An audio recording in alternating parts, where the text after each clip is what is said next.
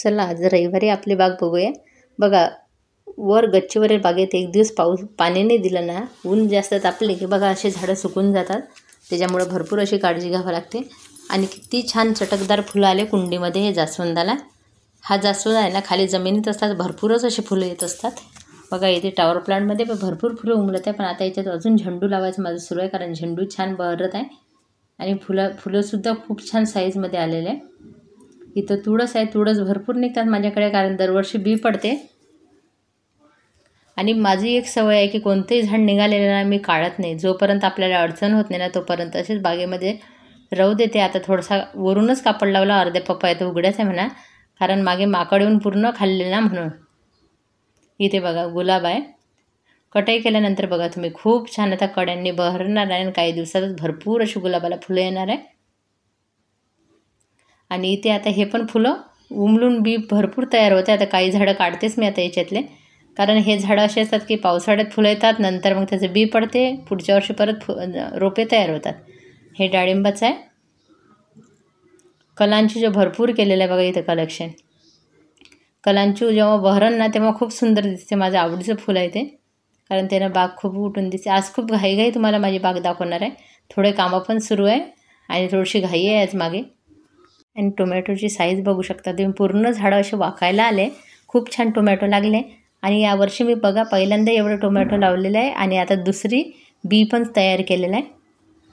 घरच्या टोमॅटोचे बीसुद्धा आपण चांगलं असलं तर मी व्हिडिओ बनवलेला आहे कशा पद्धतीने आपण टाकू शकतो। बघा आता हे आता लाल होतील थोडे, हे गावरानी आहे गोल आकाराचे जे असतात ते। आणि घरच्या भाज्यांची चव खरंच खूप छान लागते, म्हणून यावर्षी मी बऱ्याच भाज्या लावण्याचा विचार केलेला आहे। ब्रोकली इथं लावलेली आहे, इथं अंजीरला बघा आणलं तेव्हा फक्त एक अंजीर होतं, पान एकही नव्हतं, पण आता छान पानं यायला लागली।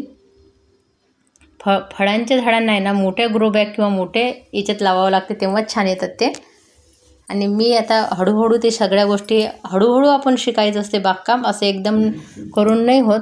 जसं जसं आपण करू तसे नवीन नवीन अनुभव आपल्याला येतात। आता मी लिंबूच्या झाडालासुद्धा भरपूर लिंबू लागले, त्याच्यामुळे ते पण आता मोठे ग्रो बॅग देणार आहे नंतर। बघा आता तोडून पाहिलं ना तर दिसलं की इकडनं बघा हे टोमॅटो पिवळं होत होतं आणि खाली खराब होत होतं, मी तोडून टाकलं। बघा किती छान टोमॅटो आलेले आहे, यावर्षी गुच्छ्यामध्ये टोमॅटो आलेले आहे माझे। आणि इथं पालक लावला होता आणि पाणी द्यायचं विसरले। सुंदर सुंदर वाटर लिलीला फुलं येत आहे।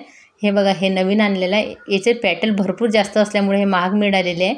फक्त हाच फरक असते, पण असं नाही की खूप जास्तच तुम्हाला मोठे मोठे फुलं येणार आहे वाटर लिलीला, पण खूप छान दिसते। याचे वाटर लिलीचे फुलंच नाही तर पानंसुद्धा बहरले की खूप छान वाटतात ते दिसायला।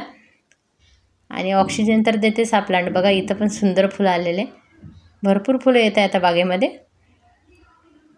आणि इथं गोमफ्रीन आहे, आता गोमफ्रीनं जे भरपूर रोपे निघाले ना ते पण मला लावायचे आहे। हे थोडे जरी फुलं उमलले बागेमध्ये मधुकामिनीचे, खूपच सुगंध येते आजूबाजूने बघायला। आणि हे पिंक फुलं मला का बरं आवडते, कारण हे खूप दिवस झाडावर राहतात, सुकत नाही। आणि इथे पण बघा भरपूर रोपे निघाले त्याचे। सुकलेले फुलं मी टाकत असते, तसे तर सुकलेले फुलंही ते सुकल्यासारखे मात्र वाटत नसते। आणि आज पावसाचा आवाज सुरू झालेला आहे, भरपूर पाऊस आला। आणि पर्पल जॉय बघा खूप सुंदर फुल होतं आहे, याची कमी होते ना, हे पण मी बागमध्ये ॲड केलं, मला खूप दिवसाचं पाहिजे होतं।